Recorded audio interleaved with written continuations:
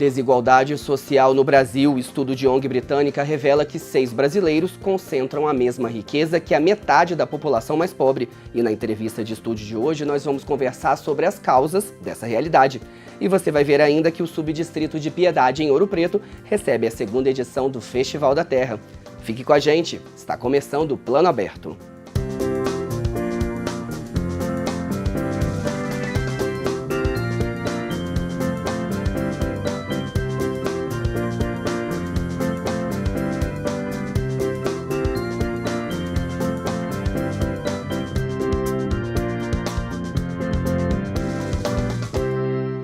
Olá!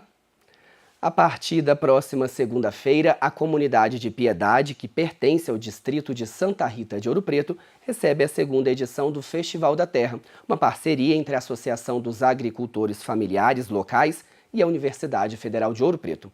Esse ano o evento vai discutir o tema União e Cooperação, promovendo a troca de saberes e experiências no campo. A repórter Kellen Barros conversou com o coordenador do festival e traz mais informações sobre o evento. O Festival da Terra segue até o dia 14 de outubro e vai beneficiar mais de 250 pessoas da comunidade rural, além de ajudar a divulgar a agroecologia. Oficinas, apresentações musicais, comidas típicas da região e atividades infantis fazem parte da programação que é destinada aos agricultores locais. E para falar mais detalhes sobre o festival, eu converso agora com o Lucas Gaião, que é coordenador do evento. Lucas, qual o objetivo do festival? Bom, o objetivo do festival é trazer visibilidade para a região de Piedade e Santa Rita e aproximar os compradores, que são as escolas estaduais e municipais e a Universidade Federal de Ouro Preto, dos agricultores familiares que trabalham naquela região. E qual a importância do festival para a comunidade e para os agricultores?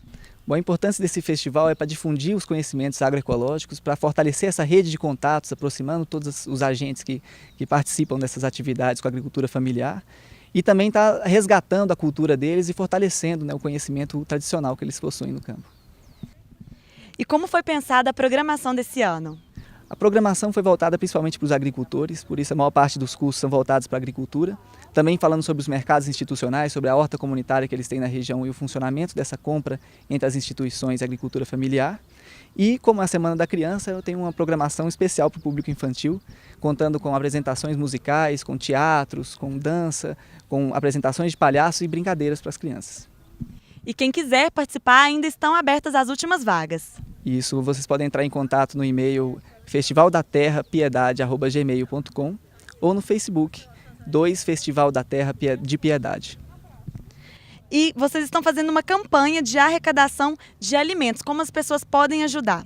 Exatamente. Como a gente está precisando alimentar um grande número de pessoas, serão em torno de 250 pessoas no festival, a gente pensou em fazer isso de forma colaborativa e está arrecadando uma lista de produtos, principalmente não perecíveis, na Casa Gonzaga, que é a Secretaria de Educação, ali, a Secretaria de Turismo, que fica perto da Feirinha de Pedra Sabão, no centro de Ouro Preto, e também na Resistência Artística, que fica entre o Pilar e o Rosário, na Ponte Seca. Mais informações vocês podem encontrar no Facebook. Obrigada, Lucas. E relembrando, mais informações sobre a segunda edição do Festival da Terra estão disponíveis na página facebook.com/2 Festival da Terra de Piedade. Um relatório da ONG britânica Oxfam, divulgado no fim de setembro, revelou um dado alarmante sobre a desigualdade no Brasil. 6 bilionários brasileiros concentram juntos a mesma riqueza que as 100 milhões de pessoas mais pobres do país, ou seja, concentram a mesma quantidade de dinheiro do que metade da população do Brasil, que é de cerca de 200 milhões de habitantes. Só para termos uma ideia dessa realidade, para um brasileiro que recebe um salário mínimo ganhar o que esses super ricos ganham em um mês, ele teria que trabalhar por 19 anos seguidos. A pesquisa aponta ainda desigualdades de gênero e raça. Se for mantida a tendência dos últimos 20 anos, as mulheres só ganharão o mesmo salário que os homens em 2047. E os negros terão o mesmo salário que os brancos somente em 2089. E para discutir o assunto, eu recebo aqui no estúdio o professor do Departamento de História da UFOP, doutor em História Econômica e apoiador da Oxfam aqui no Brasil, Fábio Faversani. Professor, muito obrigado pela sua participação aqui no Plano Aberto. Professor, por que é tão difícil ainda para o Brasil acabar com a desigualdade? Porque ele segue ainda como um dos países mais desiguais do mundo. Bom, em primeiro lugar, a desigualdade brasileira ela é estrutural, né? E como todo elemento da estrutura de uma sociedade, o tempo de transformação depende de uma série de conjunturas, né, que vão como deformando essa estrutura para que essas alterações se deem. Então, o que a gente faz hoje, né, em relação à estrutura, os efeitos vão demorar um pouco mais. Então, por exemplo, as condições de educação de um país são dados estruturais. Então, se eu mudo alguma coisa hoje, depois de amanhã nada acontece. Você fala, ó, não aconteceu nada.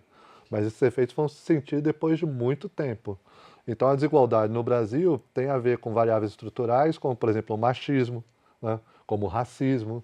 Não são simplesmente desigualdades impessoais e aleatórias, né? Então, todas essas variáveis de desigualdade acabam fazendo com que políticas que possam gerar maior igualdade ou demorem para ter efeito, ou tenham certas resistências que venham de outras esferas. O sistema tributário do país, ele é o principal, é um dos grandes causadores dessa concentração de renda elevada? Certamente não só gera desigualdade, como perpetua desigualdade, né? Então, se você se perguntar assim, quem paga mais imposto no Brasil, proporcionalmente? São os mais pobres. É um negócio incrível, mas é isso. Os 10% mais pobres do país são os que mais pagam imposto proporcionalmente. No mesmo estudo da Oxfam, se vocês observarem lá, tenho dado aqui, dos 10% mais pobres, 75% são negros. E um pouco mais da metade são mulheres. Então esse é um outro problema importante da desigualdade. De novo, a desigualdade, diferente do que as pessoas imaginam, ela vê raça, vê gênero, né? Então, quando as pessoas pagam mais imposto, a capacidade delas de investimento na sua própria vida pessoal é muito baixa, né? E esse imposto que é pago, quando ele vai ser redistribuído, boa parte desse imposto é para gerar desigualdade de novo. Mais da metade do imposto que a gente paga vai para pagamento de juros, ou seja, para o rentismo, para pessoas que têm dinheiro ter alta remuneração. Outra parte expressiva desse dinheiro vai para incentivos fiscais, né, que a gente pode chamar aqui jocosamente de bolsa patrão, para os grandes empresários terem níveis muito avançados de crescimento. Pagar menos impostos, é isso? Ou pagar menos impostos, ou literalmente receber dinheiro do Estado para fazer investimento privado, como através do BNDES, por exemplo, através de taxa de juros muito baixa. Sim, professor, houve avanços, né, a própria pesquisa da Oxfam aponta isso, devido a políticas sociais como o Bolsa Família. Mas a ONG aponta também que o Brasil não enfrenta de frente o problema. O que faltou ser feito junto com essas políticas sociais para melhorar a questão da distribuição de renda no país? Bem, a Bolsa Família e políticas de renda mínima, elas não reduzem desigualdade, elas reduzem pobreza, né? Então o que você faz é levar o piso. Então alguém que tem uma renda muito baixa, que não concorre para a sua sobrevivência básica, ele vai ter um apoio para ter uma renda um pouco melhor. Então o que acontece é que você reduz pobreza, mas não necessariamente reduz desigualdade, né? Porque se você reduzir a pobreza, mas o crescimento econômico gerar concentração de riqueza, em contrapartida os mais ricos vão ficar muito mais ricos. Então pode ocorrer, inclusive, de você reduzir pobreza numa ponta e se o crescimento econômico for expressivo, você aumentar a desigualdade, né? Para aumentar a equidade, diminuir a desigualdade, o que o Brasil deveria fazer é o que ele não tem feito nos últimos anos, né? Um poderoso diminuidor de desigualdade é a oportunidade educacional, certo? Então, no Brasil, teve universalização da educação nos últimos anos, só que com perda muito grande de qualidade, sobretudo na educação básica. Então, esse aumento da educação certamente foi muito efetivo para aumentar a equidade de oportunidades e diminuir a desigualdade. Ainda tem uma desigualdade dentro do sistema institucional que é dado por oportunidades. Isso só vai mudar com políticas públicas de novo, né? Não adianta deixar as pessoas se autorregularem.